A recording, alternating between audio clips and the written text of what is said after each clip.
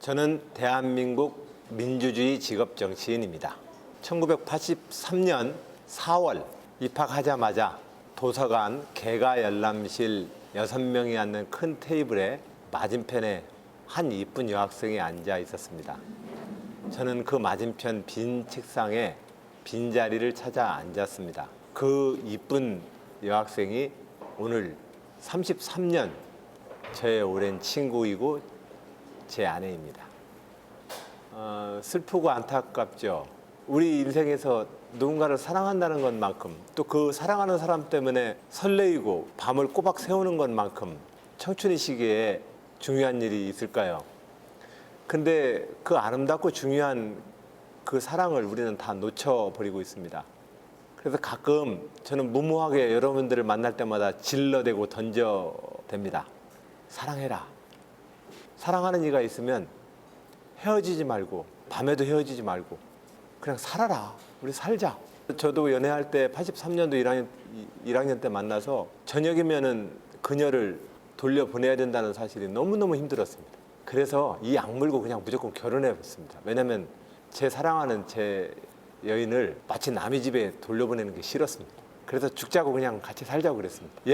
가끔은 우리 묵묵해집시다. 집 먹고 사는 문제 여러 가지 걱정이 있습니다. 근데 내 눈앞에 사랑하는 여인과 손잡고 살 수 있다는 것만큼 더 중요한 게 어디 있습니까? 사랑은 우리 모두를 무모하게 만듭니다. 그리고 그 무모함이 나는 우리 인생의 가장 큰 동력이라고 생각합니다. 제가 너무 대책이 없나요?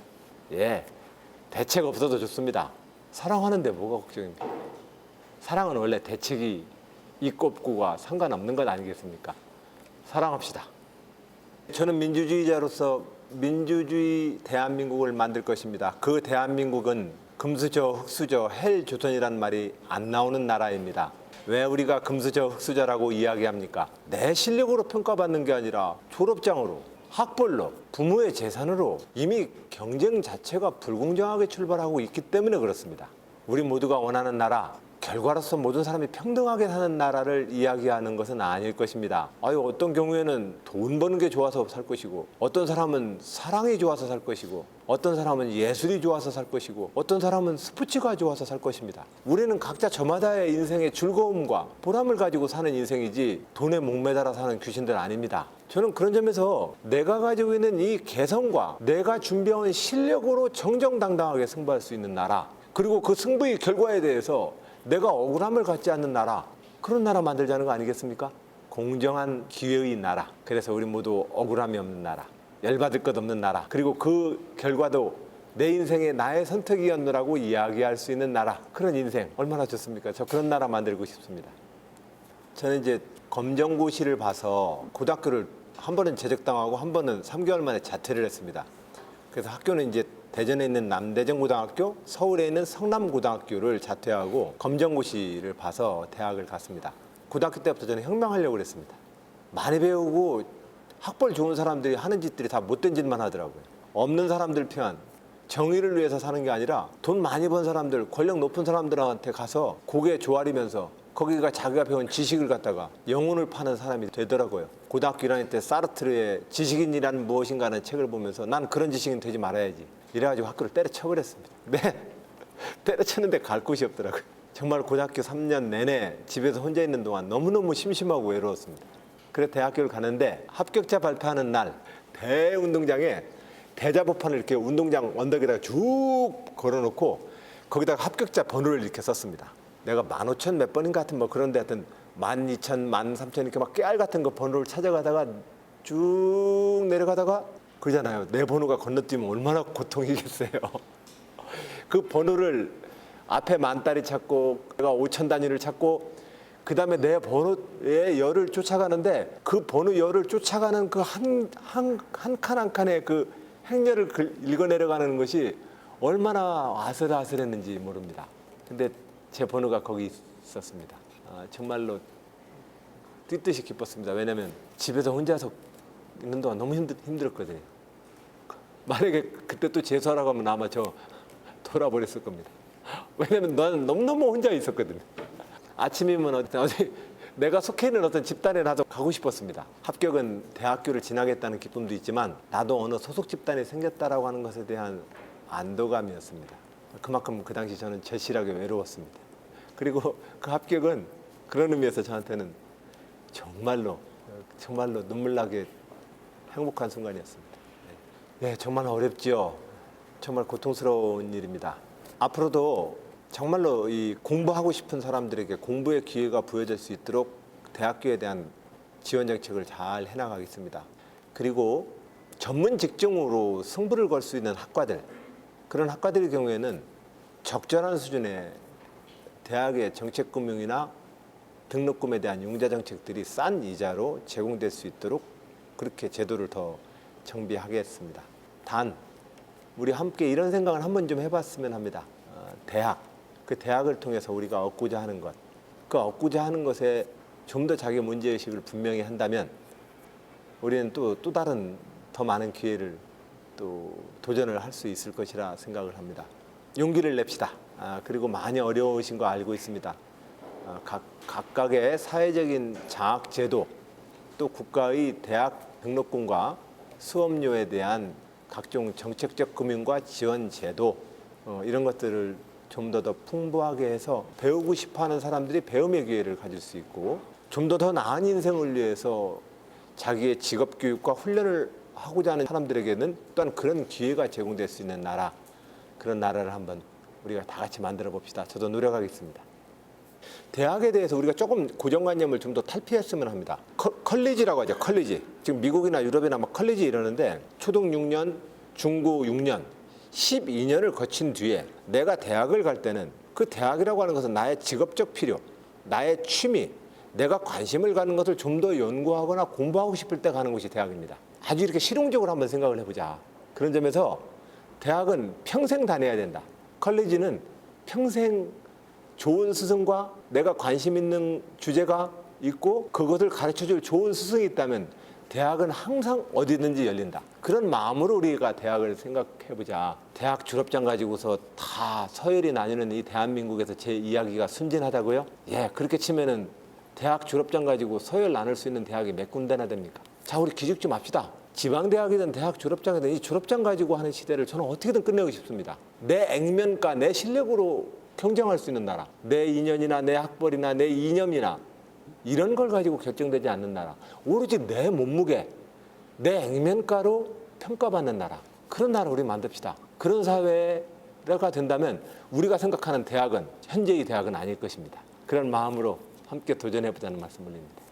첫 월급은 1989년에 야당 의원의 보좌관을 하면서 첫 월급을 받았습니다. 굉장히 낯설었습니다. 지금은 온라인으로 들어오지만 봉투로 받았습니다. 저는 봉투로 받았을 때의 봉급 맛이 확실히 낫습니다. 지금은 온라인으로 들어오기 때문에 아마 봉급 받는 맛이 제가 느꼈던 맛보다는 좀 떨어질 겁니다. 봉투를 딱 받았는데 굉장히 많은 뿌듯한 자부심, 나도 이제 사회인이 됐다라고 하는 것에 대한 안도감, 그 봉급 들고 바로 가서 저도 배운 대로 어머님 빨강 내복 사가지고 어머님한테 갔습니다. 어머님 드리고 결혼하기 직전이기 때문에 제 아내랑 멋있는 데이트를 했던 기억이 납니다.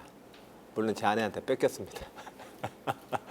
그날 첫 데이트 비용 쓰고 나서 아내가 뭐 결혼은 그해 겨울에 했기 때문에 1월 달에 첫 봉급 받았는데 12월 달에 결혼했거든요. 거의 아내한테 그냥 압수당했죠. 기성세대로서 또 현실 정치인으로서 여러분들께 미안하다는 말씀 올립니다. 불공정한 사회가 되어버렸습니다. 그래서 미안합니다. 앞으로도 민주주의를 통해서 이 불공정을 극복하도록 노력하겠습니다. 현재 우리가 더 일자리가 없는 이유는 대기업 본사 100만 원, 거기에 1차 하청업 중소기업 50만 원, 그 중소기업에 또 납품하는 2차 중소기업 40만 원, 그 중소기업에 또 재하청을 하는 3차 중소기업 30만 원. 현실적으로 이 질서 내에서 우리는 다 대기업 본사 100만 원짜리 직장을 들어가고 싶지 않습니까? 그래서 우리는 죽으라고 스펙을 쌓고 그 좁은 문을 향해서 도전합니다. 그러나 그 좁은 문의 도전이라는 것이 점점 좁혀져서 이제는 금수저들의 땅이 돼버렸다고 우리는 믿습니다. 이 문제를 어디서부터 풀어야 할까요? 저는 첫 번째로 대기업과 중소기업의 이 불평등한 인공구조를 깨야 합니다. 똑같이 일하는데 왜 봉급이 그렇게 차이 나야 합니까? 두 번째, 인서울은 위너, 인서울 아니면 루저가 되는 이 세상 바꿔야 합니다. 인서울이 무슨 인생의 위너의 자리입니까? 저도 촌놈 출신입니다. 우리 인서울에서 해방합시다. 조선 500년 동안 정약용 선생이 유배지에서 자기 아들한테 뭐라고 편지 보낸 줄 압니까? 유배지에서 귀양 간 정약용 아버지가 아들한테 공부 열심히 해라. 맨날 공부하라고 거기서 편지 씁니다. 그러고 나서 두 번째가 뭐냐면 절대로 한양을 떠나지 말라고 씁니다. 이 무슨 웃지 못할 역사입니까? 한양, 서울로 표현되어지는 이 기득권 질서를 깨야 합니다. 이 서울은 우리에게 약속의 땅도 아니며 이 서울은 우리에게 행복을 약속하지도 않습니다. 노무현 정부 시절 이 서울의 중심의 이 역사를 깨려고 우리는 노무현 대통령과 함께 행정수도 이전을 공약을 했고 실천했습니다. 그런데 그 법을 헌법재판소로 끌고 가서 끝내 반토막을 내버린 게 누구냐? 이명박 박근혜 대통령입니다. 새누리당 정치인들입니다. 이제 그들이 다시 세종시에 서울을 옮긴다고 이야기합니다. 예, 그때는 우리가 행정수도를 서울에서 지방으로 옮긴다고 해서 우리가 너무 박수를 받으니까 그분들이 배가 아팠나 봅니다. 지금이라도 그분들이 수도 이전을 한다고 한다면 저는 박수 쳐드릴 겁니다. 그렇게 해서 우리가 서울 중심의 한양 중심의 이 역사를 바꿔내자. 그러면 우리는 좀 더 넓은 일자리, 좀 더 넓은 기회와 삶의 행복을 만들 수 있습니다. 여러분 함께 합시다. 첫 투표가 1987년 12월 김대중, 김영삼, 노태우, 김종필 씨의 대통령 선거였습니다. 저는 그때 김대중 대통령을 지지하는 대학생 청년 모임의 멤버였습니다.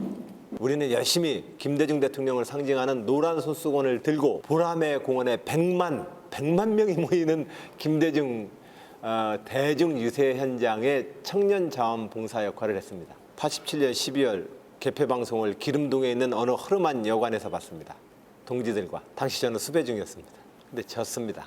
정말 그 새벽에 술은 먹는데 술이 취하지는 않고 그렇다고 정신은 계속해서 잠을 못 잔 상태로 흐리멍덩해지고 근데 졌다는 사실만이 너무너무 뼈아프게 나를 갉아대고 그래서 그 기름동 어느 여관 골목에서 아침 새벽에 나와서 또 동지들과 함께 아침에 해장술을 먹었던 기억이 납니다. 나한테 첫 투표는 엄청난 쓰라린 상처입니다. 그때 노태우 대통령이 당선되었고 87년 60항쟁 잘 해놔서 직선제 헌법 만들어 놓고 야당의 김영삼, 김대중 대통령이 분열하는 바람에 노태우 대통령한테 상납해 버렸습니다. 그래서 더 뼈가 아팠습니다. 그 뒤로 야권의 분열에 대한 국민들의 걱정이 무척 높습니다. 오늘에도 그 우려는 있습니다. 그러나 저는 청년 여러분들께 말씀을 드립니다. 민주주의는 경쟁입니다. 그러나 민주주의가 분열로 가지 않으려면 그 경쟁이 정정당당한 경쟁을 해야 되고 그 정정당당한 경쟁의 결과에 승복하는 일입니다. 그게 민주주의입니다. 이 경쟁을 회피하려 이 경쟁이 분열로 치달을까 봐 경쟁을 회피하면 안 됩니다. 정정당당하게 경쟁하고 그 결과에 승복하는 나라, 그게 민주주의 좋은 나라라고 저는 생각합니다. 저처럼 굉장히 쓰라린 새벽을 맞는 분도 있을 겁니다. 환호의 새벽과 희망의 아침을 맞이하는 분들도 계실 겁니다. 그러나 선거와 투표는 결국 우리 인생의 모든 것을 또 압축하기도 합니다. 열정적으로 도전하고 응원하고 그러나 역시 거기에 승자가 있고 패자가 있기 마련입니다. 우리에게는 승자의 환호만을 기억하는데 민주주의는 또 인생은 어떻게 보면 그 패자였던 순간에 더 많이 배웁니다.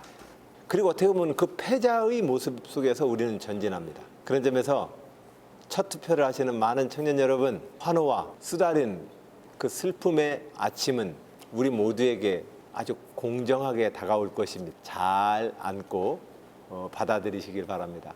그리고 그 과정에 열심히 참여하시길 바랍니다. 열심히 참여하셔서 민주주의 국가에서 시민의 의무와 권리를 마음껏 즐기시길 바랍니다. 대한민국이 새로운 시대로 가야 합니다. 저는 이 새로운 시대의 대한민국을 향해서 도전합니다. 저의 이 도전은 많은 분들의 희망의 도전일 것이라 확신합니다. 박정희 대통령으로 대표되어지는 그 과거의 대한민국으로부터 좀 벗어났으면 좋겠습니다. 좀 새로운 어떤 레벨로 좀 올라갔으면 좋겠습니다. 만 레벨까지는 원하지도 않습니다. 다음 레벨로 좀 올라갑시다. 그 다음 레벨로 올라가는 젊은 도전, 저 안희정의 도전입니다. 우리 청년 여러분들과 함께 낡고 구질구질한 어떤 체제를 좀 바꿨으면 합니다. 그 바꾸는 새로운 힘, 저의 도전과 우리 청년 여러분들의 도전이 되길 바랍니다. 저도 열심히 하겠습니다. 예, 이 방송을 보고 있는 많은 청년 여러분 그리고 시청자 여러분 2016년 고생하셨습니다. 우리 모두 우라통 터지고 열받는 한 해였지만 그러나 그만큼 보람도 있습니다. 저는 이런 생각을 합니다. 우리를 열받게 했던 순간 그 순간 우리는 성장합니다. 그런 점에서 지난 2016년 우리는 탄핵 촛불을 통해서 대한민국을 한 걸음 전진시켰습니다. 그 전진은 국가의 주인은 국민이라는 사실을 확인하는 것입니다. 주인은 권리와 의무를 동시에 이행하는 사람이 주인입니다. 권리만 행사하는 사람은 손님입니다. 그러나 의무와 권리를 동시에 쥐는 사람, 그 사람이 주인입니다. 대한민국의 주인으로서 우리 대한민국 국민들은 이제 대한민국을 실질적으로 주인으로 나서겠다고 다짐했습니다. 그 새로운 대한민국의 전환점 2017년 대통령 선거를 통해서 확인합시다. 그리고 그 과정을 통해서 우리 모두 즐거운 복받는 2017년을 만들자는 말씀 올립니다. 여러분 새해 복 많이 받으십시오. 고맙습니다.